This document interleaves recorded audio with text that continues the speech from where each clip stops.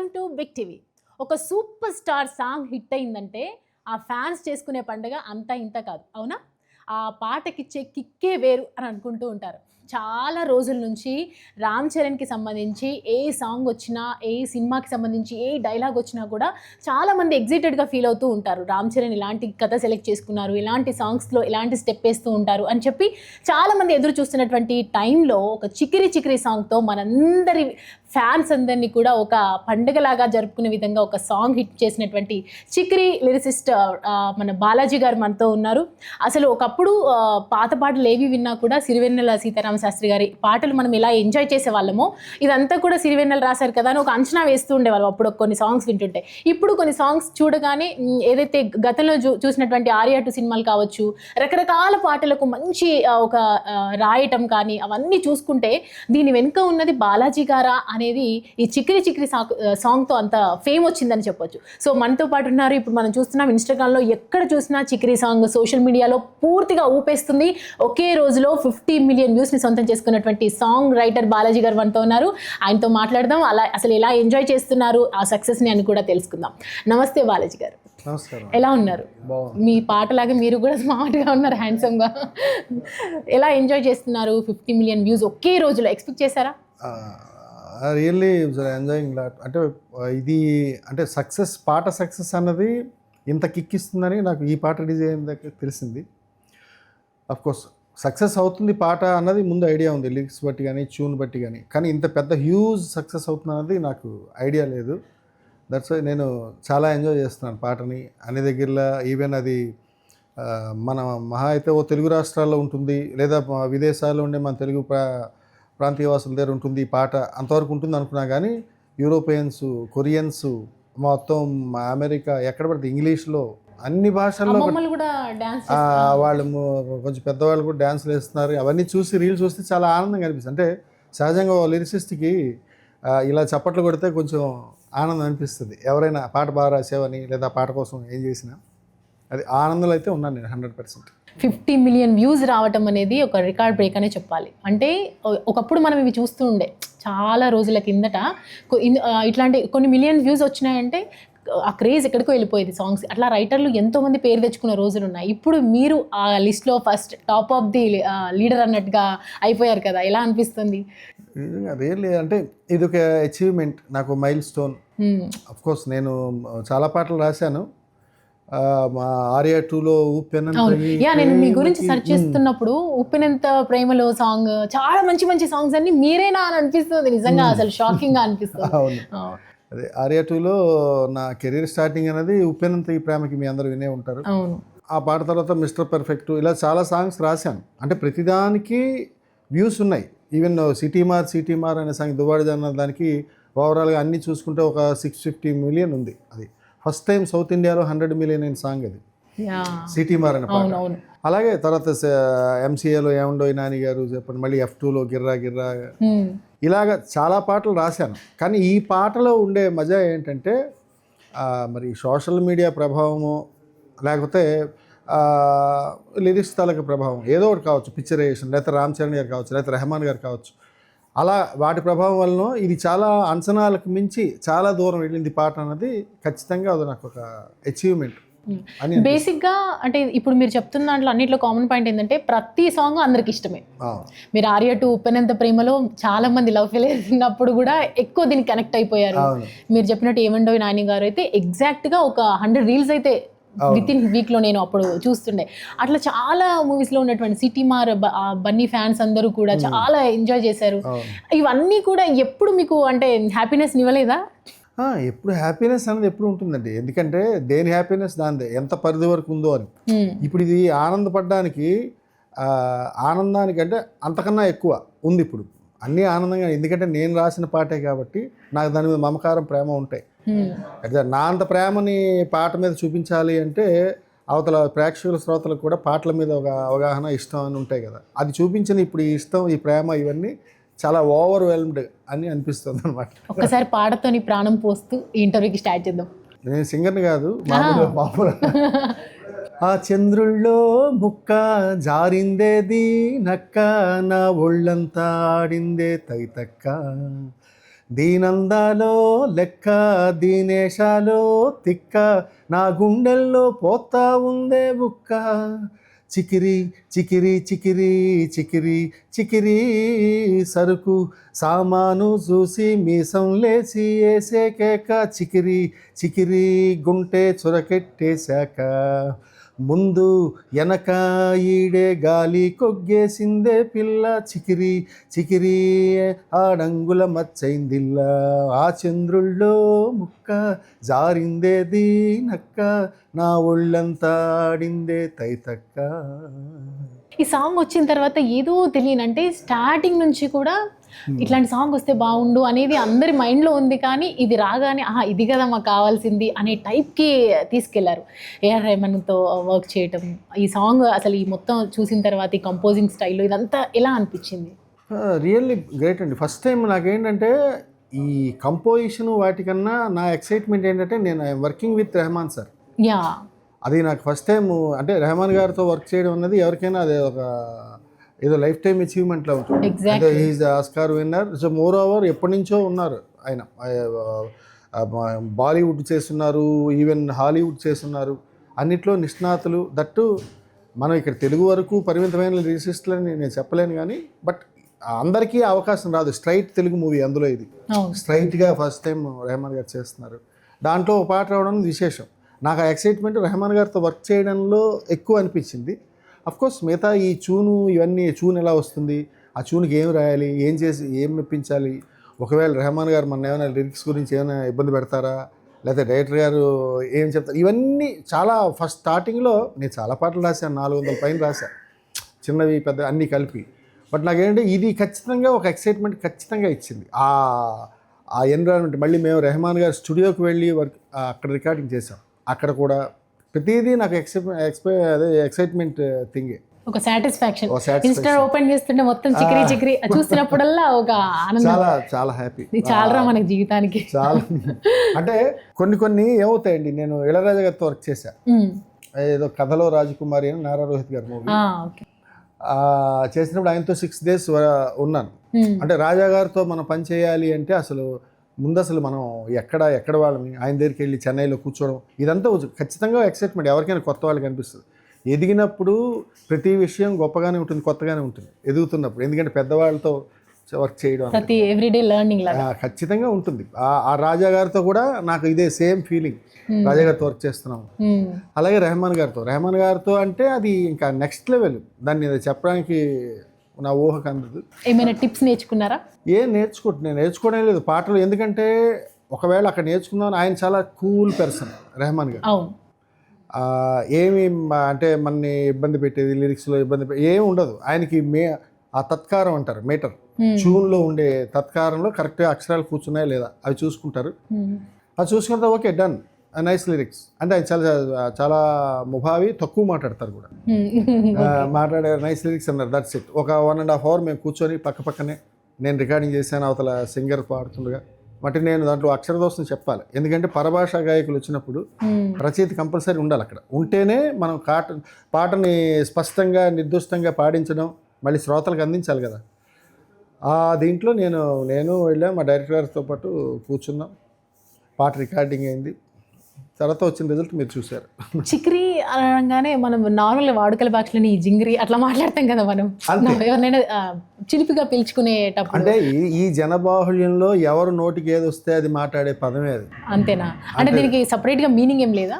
Meaning ఏం లేదు. చిక్రీ అంటే నార్మల్గా మీరు ఏం ఊహించి, ఇప్పుడు ఏ చిక్నా అంటారు అబ్బాయిల్ని, ఏ చికిరి అనొచ్చు, ఏ చికిత అని ఇంతకుముందు పాట వచ్చింది.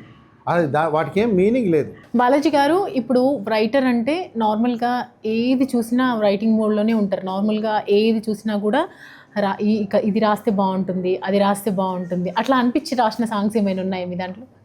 సందర్భాన్ని బట్టి పాట, ఎప్పుడు సందర్భాన్ని బట్టి రచయిత ఏ రచయిత అయినా ఆ సందర్భాన్ని ఊహించి రాసేదే పాట. కాబట్టి అంటే మీరు అన్నది ఏంటంటే ఓ ప్రకృతిని చూసాం అనుకోండి, దాన్ని ఉపమానంగా చెప్పి రాయడం, అదేనా మీరు అడుగుతున్నారు? అయితే ఏదైనా ఒక అమ్మాయిని ఓ చందమామలా ఉన్నామని చెప్పడం, లేకపోతే ఒక పువ్వులా, ఓ చెట్టులో, కాయలా, ఇలాగా అదంతా మా సాహిత్యంలో నడకది. ఖచ్చితంగా అలాంటి సందర్భం వచ్చినప్పుడు అలాగే రాయాల్సి ఉంటుంది, అలాగే రాస్తాం కూడా. అన్ని పాటలకి ఉపమానాలు చెప్పలేము, కొన్ని సందర్భం చెప్పాల్సి ఉంటుంది. స్ట్రైట్ అవే ఏదైతే సందర్భం ఉందో సందర్భం చెప్పాల్సి ఉంటుంది. ఒక ఇన్స్పిరేషనల్ సాంగ్ అని, ఒక మోటివేషనల్ సాంగ్ అని, దేనికి అది వేరేగా ఉంటుంది, అలా చెప్పాల్సి వస్తుంది. ఏదైనా ప్రత్యేకించి ప్రేమ పాటలు లేకపోతే ఇంకేదన్నా మా లవ్ ఎట్ ఫస్ట్ సైట్ లేకపోతే అమ్మాయిని చూసి ఏదో చెప్పడం. ఇప్పుడు ఈ పాట కూడా, చికిరి పాట కూడా అమ్మాయి తాలూకా ఏదైతే యాటిట్యూడ్ ఉందో అది చెప్తూ, ఇతని కథానాయకుడి తాలూకా యాటిట్యూడు ఈ పాటలో ఉంటుంది. ఏదైతే ఆయన తాలూకా ఒక మొరటుతనం ఏది ఉంటుందో, అమ్మాయిని చూడగానే ఆయనకి ఏమనిపించిందో అమ్మాయిని నిందాస్తుతి చేస్తాడు, అంటే పొగుడుతూ తిడుతుంటాడు. అమ్మాయి మీద చూడగానే ఇది కలిగి, ఇష్టం కలిగి, అందువల్ల సందర్భానుసారం వచ్చేవి అవి ఏవైనా కానీ. నేను అంటే చాలా రోజుల నుంచి నాకు ఒక డౌట్ అనమాట, ఎందుకని అమ్మాయిల్ని పొగుడుతూనే రాస్తారు సాంగ్స్? తిడితే బాగుండదుగా. అమ్మాయిలతో అంటే నార్మల్గా అమ్మాయిని చూస్తే పొగడాలనిపిస్తుందా, లేకపోతే వాళ్ళని పడేయడానికి కూడా రాస్తారా? అమ్మాయిని చూస్తే ఫస్ట్ ఆఫ్ ఆల్ పొగడమే ఉంటుంది ఖచ్చితంగా, ఎవరికైనా అది కామన్ కదా. అమ్మాయి అనేది ప్రకృతి, ప్రకృతి అమ్మాయి వేరు కాదు కదా. ప్రకృతిని పొగిడినట్టే అమ్మాయిని పొగిడితే. అట్ ద సేమ్ టైం ఒక అబ్బాయి ప్రత్యేకించి ఒక అమ్మాయిని పొగుడుతున్నాడు అంటే ఖచ్చితంగా వాడు ప్రేమించడం కోసమో లేకపోతే ఇంకేదో ఫ్లర్ట్ చేయడం, అది ఇంకేదో ఉంటుంది. అంటే రచయితలకు లవ్ స్టోరీస్ ఉంటాయా? ఏమోనండి, నాకు ఐడియా, నాకైతే లేదు. అంటే పర్టికులర్గా ఉప్పినంత ఈ ప్రేమకి అవును రాశా. అంటే అన్ని అనుభవంలోకి రావు. కవి అంటేనే అది కదా. కొన్ని ప్రపంచాన్ని ఆకలింపు చేసుకోవడం, ప్రతిదీ అబ్జర్వేషన్లో ఉంటుంది. సముద్రం నీరు ఉప్పగా ఉంటుంది అని చెప్పి మనం తాగి చూడం. ఆల్రెడీ ఇంతకుముందు తాగిన వాళ్ళు ఉన్నారు, వాళ్ళు చెప్తారు. అట్లా తెలుసుకొని రాశారంటే ఎక్స్పీరియన్స్. అంతే, ఎక్స్పీరియన్స్ కొన్ని చేయలేం. రచయితలు ఎక్స్పీరియన్స్ చేయాలి కదా. ఇప్పుడు నిజంగా అమ్మాయి అంటే మీరు అందంగా ఉంటుంది అని రాస్తారు. ఉంటాయండి కామన్గా. ఒక ఏజ్లో ఒక 17 ఏళ్ళు 18 ఏళ్ళ ఏజ్ నుంచి ఒక 25 ఏళ్ళ వరకు ఒక టీనేజ్లో ఉంటాడు ఏ కుర్రాడైనా. వాళ్ళకి తెలియకుండానే వాళ్ళ ఎదురింటి అమ్మాయో పక్కింటి అమ్మాయో లేకపోతే కాలేజీలో అమ్మాయో ఎవరినో చూస్తారు, వాళ్ళకి ఇన్నర్ ఫీలింగ్స్ వస్తాయి. దాన్ని ఏదో ఇంగ్లీష్లో వర్డ్ అంటారు, ఖచ్చితంగా ఉంటుంది అది ఎవరికైనా. కొందరు ధైర్యంగా ఉన్నవాళ్ళు ప్రేమించుకుంటారు, లేకపోతే ప్రేమని చెప్పుకుంటారు, ప్రేమను పుచ్చుకుంటారు. ఇలా జరుగుతుంది. ధైర్యం లేని వాళ్ళు కామ్గా ఉండిపోతారు, ఎక్కడో అరేంజ్డ్ మ్యారేజ్ చేసుకుని హాయిగా పిల్ల పాపలతో హాయిగా ఉంటారు. నార్మల్గా కొన్ని సాంగ్స్ అన్ని, అప్పుడు సాంగ్స్ అన్ని ఇప్పుడు హైలైట్ అవుతుంటే కింద, ఓహో దీంట్లో ఇంత మీనింగ్ ఉందా, మాకు ఇప్పటివరకు చూసారు ఇది ఇంత మీనింగ్ ఉందా, అప్పట్లో ఇంత రసి కూడా అని చెప్పి మాట్లాడతారు కదా. దాంట్లో రసికత్వం ఎక్కడుంది? ఒక అమ్మాయిని ఇప్పుడు ఆర్య టు ఉప్పినంత ప్రేమకి తీసుకుంటే ఒక డిస్ట్రాక్షన్ మైండెడ్ లవ్, అంటే ఒక distraction in the sense extreme emotion. మిమ్మల్ని అతిగా ప్రేమించిన అబ్బాయి మీరు ఒకవైపు, మీ వైపు ఎవరు చూసినా కూడా వాడి సహించలేడు, ఎందుకంటే మీరు అతని సొంతం అనుకుంటున్నాడు కాబట్టి. హిందీలో ఒక పాట ఉంటుంది, తుమ్హే కోయి ఔర్ దేఖే తో జల్తా హై దిల్, बड़ी मुश्किलों से फिर संभलता है दिल, क्या क्या जतन करते हैं तुम्हें क्या पता, ये दिल बेकरार कितना ये हम नहीं जानते,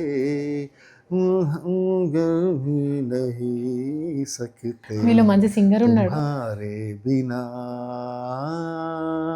అంటే నిన్ను వేరే వాళ్ళు ఎవరైనా చూసినప్పుడు ఒళ్ళంతా కాలిపోతుంటుంది. అంటే తుమ్మే కోయి ఎవరు దేఖేతో జల్తా హై దిల్, బడి ముష్కిల్ సే ఫిర్ సంభల్తా హై, అంటే చాలా కష్టం మీద దాన్ని అణుచుకుంటాను నేను, తర్వాత సర్దుకుంటాను. క్యా క్యా జతన్ కర్తే హై తుమే క్యా పతా, అంటే నేను ఏమేమి కాంప్రమైజ్ అవుతున్నాను నీకేం తెలుసు, నేను నిన్నంత ప్రేమిస్తున్నాను అని చెప్తాడు. అంటే ప్రేమ అన్నది ఈ ప్రపంచంలో ఎక్కడైనా ఒకటే ఫీలింగ్. అది హిందీ వాళ్ళు రాశారా, తెలుగు వాళ్ళు రాశారా, ఏం రాశారా, ప్రేమకి ఆ బలం ఉంది, ఆ వెసులుబాటు ఉంది, దాంట్లో అందం ఉంది. వాటన్నిటికీ కారణం అమ్మాయిలే. ఫస్ట్ పెన్ను తీసి, మీరు అన్నారు కాబట్టి అమ్మాయిలను, పెన్ను తీసి పేపర్ మీద పెట్టగానే ఫస్ట్ సర్కాజంగా రాద్దామా, ఒక మంచిగా లవబుల్గా రాద్దామా, అమ్మాయిని పొగడ్డానికి రాద్దామా, తిట్టడానికి రాద్దామన్నా అంటే కూడా ఫస్ట్ అమ్మాయే వస్తుంది. అవును. ఎందుకని? అంటే అమ్మాయే కదా ఇప్పుడు మీరు పెన్ తీసి రాశారు అంటే ఇప్పుడు కాదు, ఒక 30 ఏళ్ళ క్రితం రాసుకునేవారు. అంటే అప్పుడు ఏ ఫెసిలిటీ లేదు కాబట్టి ఫస్ట్ పెన్నే తీస్తారు. ఇప్పుడంటే సెల్ తీస్తున్నారు, టకటక సెకండ్స్లో, స్ప్లిట్ సెకండ్స్లో వెళ్ళిపోతున్నది. అప్పుడు ఎంతో ప్రయాస ఉండేది, వెనకాల తిరగాలి, ఏదో ప్రేమ లేఖ రాసి ఇవ్వాలి. కవిత్వం అమ్మాయిని ప్రకృతిని చూస్తేనే కవిత్వం వస్తుంది, మిగతా ఎక్కడ రాదు. సాధారణంగా ఏదో విప్లవ కవులు, కమ్యూనిజం భావాలు ఉన్నవాళ్ళు వాళ్ళు వేరే రాసుకుంటారు, వాళ్ళకి నచ్చింది వాళ్ళకి నచ్చినట్టు. కవిత్వం వేరు, ఇప్పుడు కవిత పాట వేరు. మామూలు చెప్పాలంటే కవిత్వం అనుకోండి, మీరు నచ్చింది నచ్చినప్పుడు నచ్చినట్టుగా రాసుకునేది కవిత్వం. కానీ ప్రేమ పాట ఇప్పుడు దీంట్లో నాకు ఒక సందర్భం, ఒక ట్యూన్, ఒక స్వరం, ఒక సందర్భం, ఒక మ్యూజిక్ డైరెక్టర్, ఒక హీరో తాలూకా ఇమేజ్, ఆ చట్టంలో నాకు వచ్చిన సాహిత్యాన్ని తీసుకెళ్ళి దాంట్లో పెడితే అది పాట అవుతుంది. కవిత్వం పాట వేరు ఉంటాయి. కాకపోతే ఏంటంటే అమ్మాయిలు ప్రకృతితో సమానం కాబట్టి, ఈ పంచభూతాలతో సమానం కాబట్టి అమ్మాయిల్ని ఇప్పుడు అమ్మాయిలు ఎప్పుడు అబ్బాయిల మీద ప్రేమ కవితలు రాయరు. నువ్వు అలా నడుస్తూ వెళ్తుంటే అలా రాజహంసలా ఉన్నావు అని అనలేరు, ఎందుకంటే వాడు రాజహంసలా ఉండడు. ఏ బ్రాండ్ ఇస్తే ఆ బ్రాండెడ్ ఆ బ్రాండ్ ప్యాంట్ వేసుకొని, ఆ షూ వేసుకొని, షర్ట్ వేసుకొని వెళ్తుంటాడు. కాబట్టి అమ్మాయికి చెప్తే అందంగా ఉంటుంది కాబట్టి కవిత్వం అమ్మాయి మీదే రాస్తారు. మీరు అడిగిన ప్రశ్నలోనే సమాధానం ఉంది. మిగతా వాళ్ళకి రాస్తే అది యాప్ట్ కుదరదు. అంటే ఇప్పుడు మీరు రాసిన సాంగ్స్లలో కొన్ని లవ్ ఫెయిల్యూర్ సాంగ్స్ ఉంటాయి, ఒకటేమో అంటే రకరకాలుగా ఉంటాయి. ఇది ఏ జోనర్లోకి వస్తుంది? ఇది కూడా లవ్ సాంగే, అంటే లవ్ సాంగ్ కిందకి తీసుకునే పాట. బట్ అది పాట విన్న తర్వాత దాని అర్థం, శబ్దం వేరే ఉంటుంది, వినిపిస్తుంది మనకు వినిపించినప్పుడు. అది ఆల్మోస్ట్ ఆల్ అంటే ఒక సెమీ మెలోడీలా ఉంటుంది ఈ పాట, అంటే ఒక చిన్న మెలోడీ కూడా ఉంటుంది పాటలో. కాబట్టి పాటలో తన భావాన్ని వ్యక్తీకరిస్తున్నాడు. అందున మీరు పాట వినే ఉంటారు. చికిరి చికిరి సాంగ్లో ఒక మనిషికి ఒక గ్రామీణ నేపథ్యంలో సాగిపోయే కథలో ఒక పల్లెటూరు నుంచి నాగరిక ప్రపంచంలో ఉన్న ఒక పల్లెటూరు నుంచి ఒక వ్యక్తి, ఒక కుర్రాడు, పెళ్లిగాని కుర్రాడు ఒక అమ్మాయిని చూస్తాడు. సాధారణంగా ఒక అమ్మాయిని చూడగానే ఎవరైనా ప్రేమ అంటారు. వాడు ప్రేమ, లవ్ కాదు, వాడు lust at first sight. Love at first sight కాదు, అమ్మాయిని ఇష్టపడిపోతాడు, కోరిక పుడుతుంది అమ్మాయి మీద, అంత అందంగా ఉందని. అందుకు అమ్మాయి అందాన్ని వర్ణిస్తాడు. వర్ణించి అంత అందంగా ఉన్నదని నువ్వేంటి ఇలా బిహేవ్ చేస్తున్నావు, కథానాయకి తాలూకు లక్షణాలు కూడా పాటలో ఉంటాయి. ఇలాగ అడదినంగా నడిచేయడం ఇదంతా ఉంటాయి, మీకు చూసే ఉంటారు పాటలో. అంటే అమ్మాయికి కూడా యాటిట్యూడ్ ఉన్న ఒక గర్ల్ అనమాట. అందుకు ఇతను అమ్మాయిని పొగుడుతుంటాడు, అట్ ద సేమ్ టైం ఇదే తిడుతూ ఉంటాడు, తన మాటని చెప్తుంటాడు, తన మనసులో భావాన్ని చెప్తూ ఉంటాడు. పాట సందర్భం అది యాక్చువల్గా. ఇది కొంచెం టిపికల్గా ఉండే ప్రేమ పాట కానీ ప్రేమ పాట. మొత్తం సరదాగా ఒక పెద్ద కథ చెప్పచ్చు కదా. పెద్ద కథ చెప్పాలా? మెల్లిమెల్లిగా కొంచెం అర్థమైంది మాకు చూడగానే. పోలీస్ స్టేషన్ తీసుకెళ్తారా? వద్దులేరా, వాళ్ళు తీసుకెళ్తారు. మీరు దగ్గరగా ఉంటుండే అడిగారు అందుకంటున్నాను. అంటే నాకు కూడా తెలియదుండి. ఇన్ఫ్యాక్ట్ నాకేంటంటే పాట రాసేటప్పుడు సాధారణంగా సందర్భమే చెప్తారు, ఆ పాట సిచ్యువేషన్ వరకు చెప్తారు. పెద్ద కథ గురించి ఆయనకే తెలియదు, నాకు తెలిసి సాధారణంగా. ఎందుకంటే ప్రతిరోజు మారుతుంటుంది, ప్రతిరోజు ఇంప్రవైజ్ చేస్తూ ఉంటారు, మారుస్తూ ఉంటారు. కాబట్టి కథ ఎప్పుడు అలా స్థిరంగా ఉండిపోదు. కాబట్టి కథ గురించి నాకు ఓన్లీ సిచ్యువేషన్ వరకే తెలుసు. సిచ్యువేషన్స్ ఓన్లీ, అంతే. మొత్తానికి ఇంకా రామ్ చరణ్ గారు కానీ, జాన్వీ కపూర్ ఆ టైంలో, ఆ తర్వాత ఏఆర్ రెహమాన్ కంపోజిషన్, మీ మొత్తం రచయిత అంతా కలిపి ఒక సూపర్ బ్లాక్ బస్టర్ అయ్యింది. దీంట్లో ఏమనిపిస్తుంటుంది మీకు? మెగాస్టార్ ఫ్యామిలీ నుంచి ఇట్లా ప్రశంసలు వచ్చాయి ఏమైనా? ప్రశంసలు అంటే వాళ్ళు ఏదో చెప్పారు, నాకు ఏదైనా డైరెక్ట్ ప్రశంస అయితే లేదు. ఎందుకంటే మేము వాళ్ళని కలవం కదా, మేము ఉండేది డిపార్ట్మెంటే వేరు. రైటర్స్ డిపార్ట్మెంట్ అంటే ఓన్లీ డైరెక్టర్ గారిని వెళ్ళి ఒక ఆఫీస్లో కలవడం, అతను ఏదో సందర్భం చెప్పడం, మనం రాయడం, ఇదే కాదండి మరోలా రాయడం, అది ఆ డిస్కషన్ నడుస్తుంటుంది, ఆ నడకే ఉంటుంది. ఇప్పుడు మధ్యలో మిగతా వాళ్ళు ఏ టెక్నీషియన్స్తో మాకు ఇంటరాక్షన్ ఉండదు. సాధారణంగా హీరోస్ అన్నవాళ్ళు అంటే మనకి చెప్పరు, మేబీ చెప్తే డైరెక్టర్ గారితోనూ ఎవరితో చెప్పుండొచ్చు, ఆ పాట హమ్ చేసుకోవచ్చు, ఇలా హమ్ చేస్తున్నారని నాకు చెప్తారు డైరెక్టర్లు వచ్చి, అలా జరుగుతుంది అంతే. సూపర్, మంచి ప్రశంసలు వస్తాయి మీకు రానున్న రోజుల్లో అనుకుంటున్నాను నేనైతే. వెయిటింగ్ ఫర్ దట్, నేను కూడా దానికోసం. We all wish actually. కానీ మీరు ఎందుకు క్యాప్ పెట్టుకుని ఉన్నారు దీంట్లో? ప్రశ్నల్లో ఇది అంటే నాకు అప్పటి నుంచి డౌట్, మీరు అట్లా పెట్టుకుని ఎలా ఉందంటే ఇందాక సౌండ్ ఎందుకు వచ్చిందని నేను అడగలేదు. అంటే నాకు డౌట్ ఏంటంటే ఎక్కువ ఆలోచించి రాసి జుట్టుకి ఏమైనా ప్రాబ్లం అయిందా ఏమి అని. అంతే, జుట్టు కొంచెం చెడగా చూడు ఇంకంతే. బేసిక్గా రైటర్స్ ఎక్కువగా వేరే అవుట్డోర్లో ఎక్కువ ప్లాన్ చేస్తారు రాసేటప్పుడు, బీచ్ ప్లేస్లలో కొంచెం అట్లాంటి సిచ్యువేషన్స్ ఉన్నాయా మీ దగ్గర? రాశానండి అలా ఎప్పుడో ఏవో పాటలు. ఇప్పుడు నేను దేవశ్రీ గారికి రాయాలనుకోండి, చెన్నై వెళ్ళి రాస్తాను. చెన్నై వెళ్ళి వేరే మాకు ఎక్కడైనా పెద్ద హోటల్లో పెడతారు, మాకు ఒక అన్ని ఫెసిలిటీస్ పెడుతూ మళ్ళీ నేను రోజు అక్కడికి వెళ్తూ ఉంటాను, మా దేవశ్రీ గారికి వెళ్తుంటాను, పాట రాస్తూ చూపిస్తూ అలా 2-3 రోజుల్లో పాట అయిపోతుంది అనమాట. అలా వెళ్తాం. ఆ లోపుగా ఊర్లో ఎక్కడైనా తిరిగి సరదాగా కారులో వెళ్తూ రాసుకోవడం అలాంటివన్నీ జరుగుతాయి. అంటే బేసిక్గా అర్ధరాత్రుల్లో కూడా రాస్తారు? అర్ధరాత్రే రాస్తాం సాధారణ, ఎందుకంటే చాలా ప్లెజెంట్గా ఉంటుంది, సౌండ్ లెస్గా ఉంటుంది, ఎక్కడ మనకి డిస్టర్బెన్స్ ఉండదు. డీజే పాటలు రాయాలంటే డీజే దేనికైనా పాటే కదా, దేనికైనా అర్ధరాత్రులు దేనికైనా మనకి కొంచెం కొద్దిగా పరిసరాలు కొంచెం ప్లెజెంట్గా ఉంటేనే పాట ఇంకొంచెం బాగా వస్తుంది. అంటే ఆ సౌండ్ ఉంటే రాయనని కాదు, ఒక్కోసారి సౌండ్లో రాయాల్సి వస్తుంది, ఒక్కోసారి స్టూడియోలో కూర్చొని రాయాల్సి వస్తుంది, అంటే అన్నీ ఉంటాయి డిస్టర్బెన్స్. కానీ ఏంటంటే మన ఆలోచన ఒకసారి దాంట్లోకి వెళ్ళిపోతే తపస్సు చేస్తున్నట్టే, ఒక మెడిటేషన్లో వెళ్ళినట్టే. ఎప్పుడు ఏ ఏజ్లో స్టార్ట్ అయింది మీకు రాయాలి ఇదంతా? చిన్నప్పటి నుంచి, అంటే నాకు చిన్నప్పటి నుంచి కవిత్వం రాయడం ఇష్టం, అలవాటు.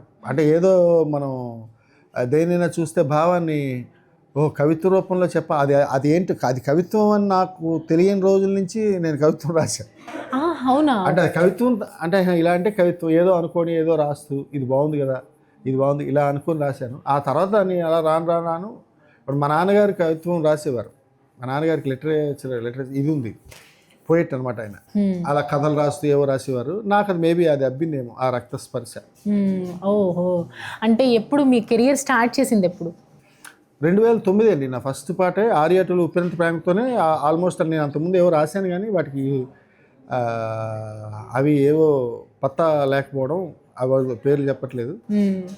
ఈ 2009 ఎండింగ్లో అనుకుంటా 10లో రిలీజ్ అయింది సినిమా ఆర్యాటు ఉప్పెనంత ప్రేమకి.